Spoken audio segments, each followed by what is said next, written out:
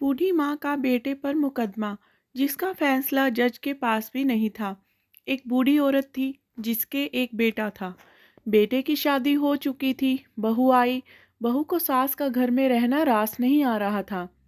बेटा भी कोई मतलब नहीं रखता था। तब माँ ने अदालत का दरवाज़ा खटखटाया। आज अदालत में बहुत ज़्यादा भीड़ थी। लोग कानाफूसी कर रहे थे।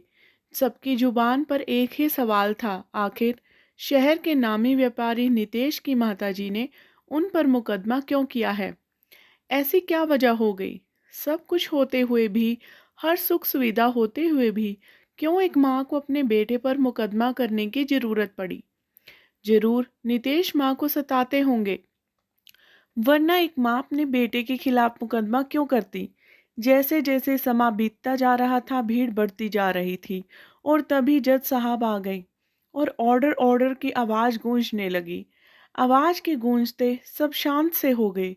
केस की बहस शुरू हुई। दोनों पक्ष के वकीलों ने अपना अपना पक्ष रखा और नितेश की माताजी मालती देवी को कटघरे में हाजिर होने का हुक्म दिया। एक सभ्या सी औरत अपनी कुर्सी से उठकर कटघरे की तरफ बढ़ने लगी। यही कोई 60-70 साल की महिला थी। वह सफ़ेद साड़ी पहने हुए थी, रंग गोरा, जिस पर बुढ़ापे के साथ साथ लाचारी के निशान भी थे। तो माताजी, क्या वजह है जो आपने अपने बेटे पर यह मुकदमा किया है? जज ने महिला को देखकर सवाल किया। साहब, मैंने अपने पति की मौत के बाद अपने बेटे की परवरिश अकेले ही की है। पति का व्यापार भी संभाला, पर अपने बेटे को जरा भी कष्ट नहीं होने दिया। लेकिन मेरे बेटे का कहना है कि वह तो मेरा फर्ज था। यह तो सब माएँ करती हैं। यह मैंने क्या खास किया? मालती देवी बोली। हाँ, तो जज साहब, मैंने क्या गलत कहा?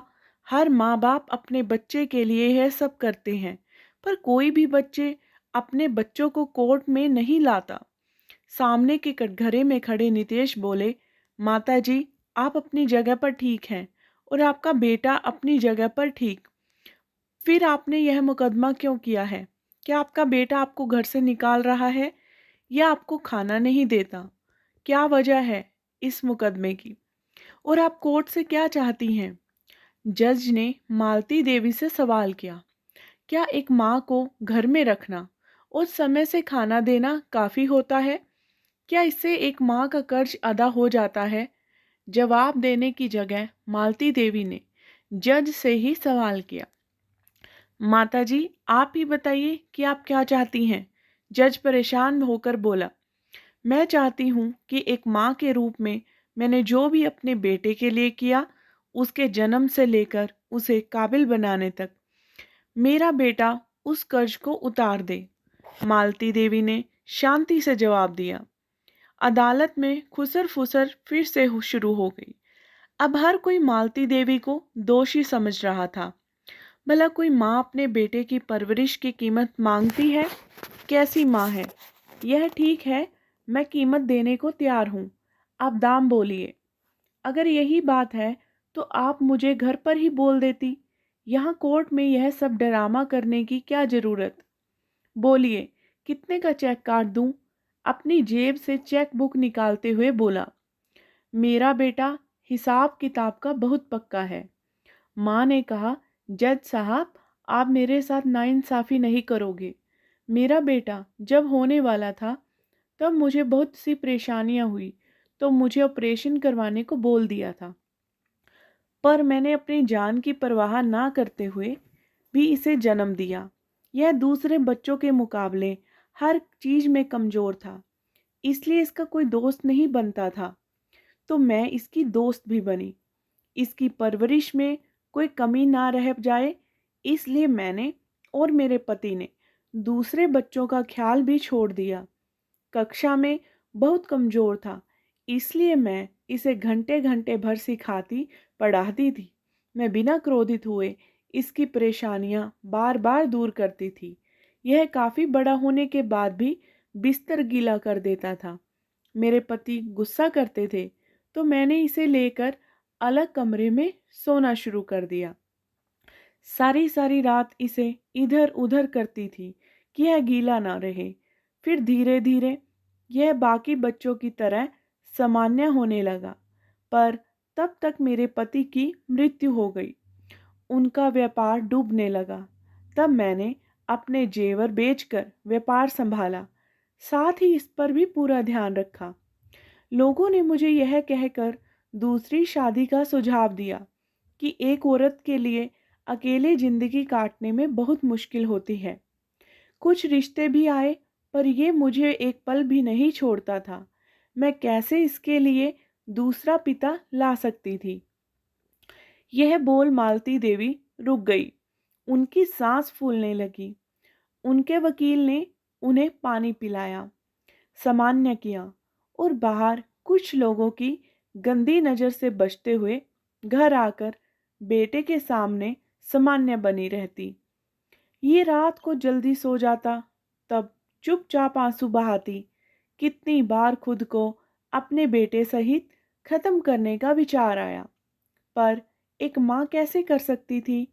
इसीलिए रोज मरती और अपने बेटे के लिए खुद को जिंदा करती हुई समय गुजारने लगी, इस आस में कि एक दिन मेरा बेटा बड़ा होगा तो सब ठीक हो जाएगा। बड़े होते ही इसने अपने पसंद की लड़की से शादी कर ली। धीरे धीरे सारा व्यापार इसे सौंपकर मैं निश्चिंत होने लगी कि अब पोते पोती को खिलाते हुए चैन से बुढ़ापा काटूंगी। पर यह बोलकर मालती देवी ने लंबी सांस ली। पर इसकी पत्नी यानी मेरी बहू को मेरा घर में रहना ही नहीं सुहाता था। वह बच्चों को क्या खिलाने देती मुझे। धीरे धीरे मेरे घर के पीछे जानवरों के तबेले के पास एक टूटी मिट्टी की कोठरी में रहने के लिए दे दी गई, जहां घर की नौकरानी मुझे खाना दे जाती थी। मैंने अपने बेटे से विनती करते हुए कहा कि बेटा, मुझे यहाँ नहीं, आप सबके साथ रहना है। तो इसने यही कहा, किरण बहू को तुम्हारा घर पर रहना पसंद नहीं, उसे बंदिश लगती है। वह नहीं चाहती कि तुम उसकी सहेलियों या फिर उसके रिश्तेदारों के सामने आओ, इसीलिए तुम यहीं रहो। मैं भी तैयार हो गई, पर मैंने इसे कहा कि कम से कम तू ही मेरे पास कुछ पल के लिए आ जाया कर। तो जज साहब, इसने पता है क्या कहा? कि मैं तुम्हें पालूं या तुम्हारे पास आकर बैठूं? जज साहब, जरा सोचिए, यह सुनकर एक माँ पर क्या बीती होगी। मैंने इसकी हर ज़रूरत को पूरा करने के साथ साथ इसे भी पूरा वक्त दिया, और अब यह मुझे कैसे कहता है? यह बोल मालती देवी रोने लगी। माताजी, आपके बेटे ने जो किया आपके साथ वह गलत है, पर इसके लिए शायद कानून में कोई सज़ा नहीं है। मुझे सज़ा दिलानी भी नहीं। बेटा, जिस बेटे को सारी दुनिया के ताने सुनकर बड़ा किया, उसे मैं कैसे सज़ा दिला सकती हूँ? मालती देवी बोली, फिर आपको क्या चाहिए?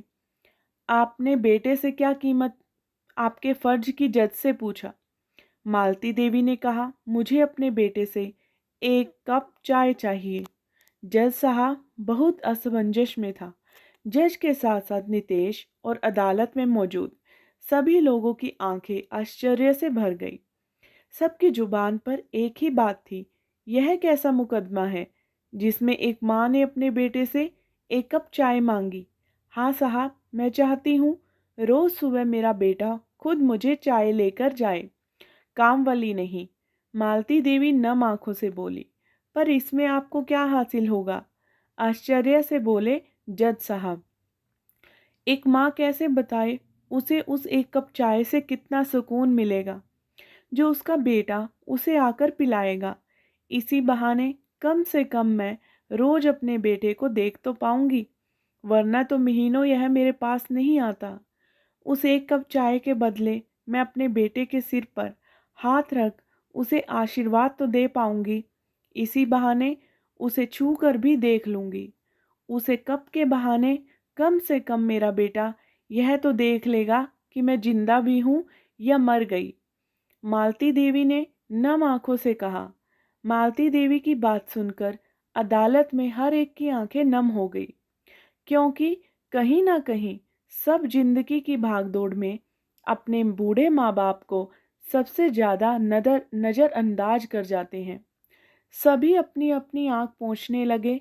उन सभी में जज साहब भी थे। तभी वहां एक आवाज़ हिचकिचाए लेकर रोने की गूंजी। सब के सब उस दिशा में देखने लगे।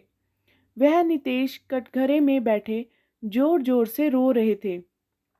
मालती देवी एकदम से अपने कटघरे से निकलकर बेटे के पास पहुंची और उसका सिर सहलाते हुए बोली, ज़्यादा कीमत मांग ली मैंने अपने बेटे से, जिसे वह देने में असमर्थ है।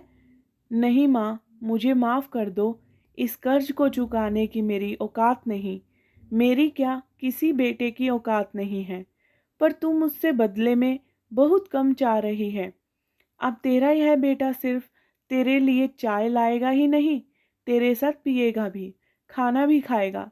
क्योंकि अब तो घर के पीछे जानवरों के तबेले की कोठरी में नहीं, हम सबके साथ रहोगी और हमारे साथ ही खाना खाओगी पियोगी।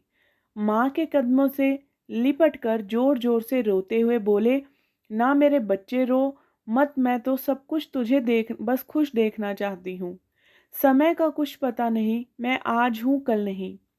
मैं इस हसरत के साथ नहीं मरना चाहती कि बेटे को देखे इतने दिन हो गए, बल्कि मरते वक्त एक सुकून के साथ मरना चाहती हूँ। मालती देवी बेटे को सीने से लगाती हुई बोली। अब पूरी अदालत में सिर्फ सिसकियां गूंज रही थी। जज साहब को फैसला सुनाने की जरूरत नहीं थी, क्योंकि दोनों पक्षों में समझौता हो गया था। अब तो जज साहब को भी अपने घर भागने की जल्दी थी, क्योंकि उनकी माँ भी ना जाने कितने दिनों से उनका चेहरा देखने को तरस रही थी। दोस्तों, कामकाज और जिंदगी की भागदौड़ में इतना भी न मशरूफ हो जाएं कि अपने बूढ़े माँ बाप को ही नज़रअंदाज कर दें। दोस्तों, आपको इस कहानी के बारे में क्या लगता है, कमेंट में ज़रूर लिखें। और अगर आपको मेरी इस चैनल पे कहानियाँ पसंद आती हैं तो प्लीज़ मेरे चैनल को सब्सक्राइब करना ना भूलें और वीडियो को ज़्यादा से ज़्यादा शेयर करें, लाइक करें और कमेंट करना ना भूलें। कमेंट करके आप अपने विचार शेयर कर सकते हैं कि आपको इस बारे में क्या लगता है।